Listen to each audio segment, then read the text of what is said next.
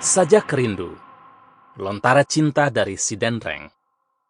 Karya S. G.G. Mapangewa. Bab 1. Sepertiga. Pancalautang, 2010. Sepertiga malam di awal musim kemarau, dingin tak ubahnya embun-embun salju menghujani atap seng, merambat ke ruang-ruang rumah panggung, menembus sarung-sarung manusia Bugis, lalu menusuk ke sumsum tak berperi. Jauh dari rumah-rumah panggung, jauh yang bisa ditelusuri dengan langkah kaki tanpa harus berpeluh, sekelompok reptil bersiap-siap berhijrah, meninggalkan kaki bendungan yang selama ini ditempatinya beranak pinak, mencari makan, dan didewakan oleh beberapa orang. Sebagian orang Bugis percaya bahwa reptil yang bersarang di kaki bendungan yang juga di sana terdapat beringin raksasa, yang pneumatoforanya sebesar lengan orang dewasa, menggantung dan menjulur ke sungai berbatu berair jernih, bukanlah reptil biasa, bukan buaya, apalagi biawak. Reptil itu konon lahir dari rahim manusia. Kalau konon berarti katanya atau kabarnya, maka kata konon pada kalimat tadi sungguhlah tak tepat. Karena menurut orang-orang Bugis yang percaya dan memang telah menjadi konsumsi publik, bahwa tidak semua reptil yang ada di sungai maupun yang berkeliaran di daratan adalah biawak ataupun buaya. Beberapa wanita Bugis saat melahirkan, tanpa disadarinya, ketika anaknya lahir, ternyata memiliki saudara kembar berupa reptil, dan sekali lagi bukan biawak, pun bukan buaya. Reptil itu keluar bersama saudara kembarnya pada gumpalan-gumpalan darah saat persalinan. Meski tak ada yang pernah melihat secara langsung, tapi saat lahir, reptil itu sangat kecil, serupa anak cecak. Ya, tak pernah ada yang melihatnya. Biasanya semalam setelah melahirkan, sang anak reptil ini akan hadir dalam mimpi ibunya, mengaku sebagai anak yang hidup di alam yang berbeda.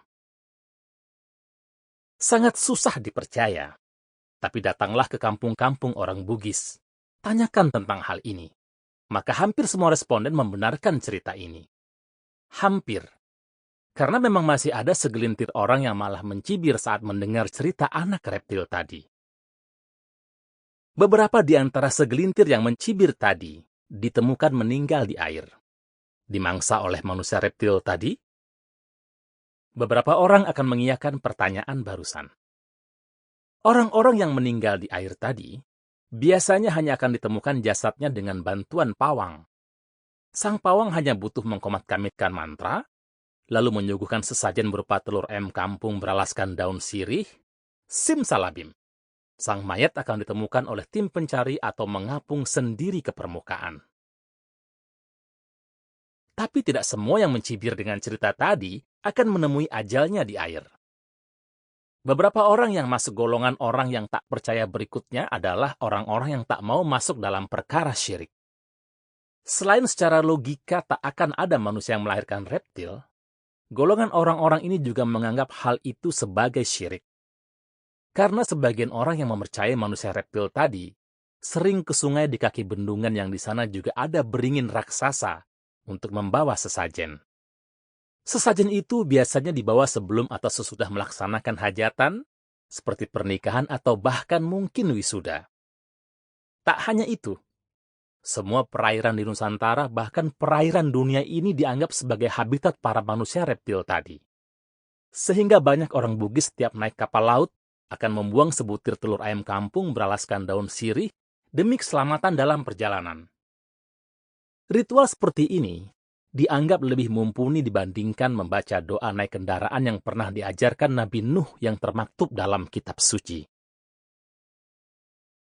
Manusia reptil itu memang sungguh-sungguh bisa menyihir keimanan seseorang untuk mempercayainya. Pernah dipertontonkan seorang ibu, Nadira namanya, yang didatangi dalam mimpinya kalau saat melahirkan kemarin, selain seorang manusia berjenis kelamin laki-laki, dari rahimnya muncul juga Sample complete. Ready to continue?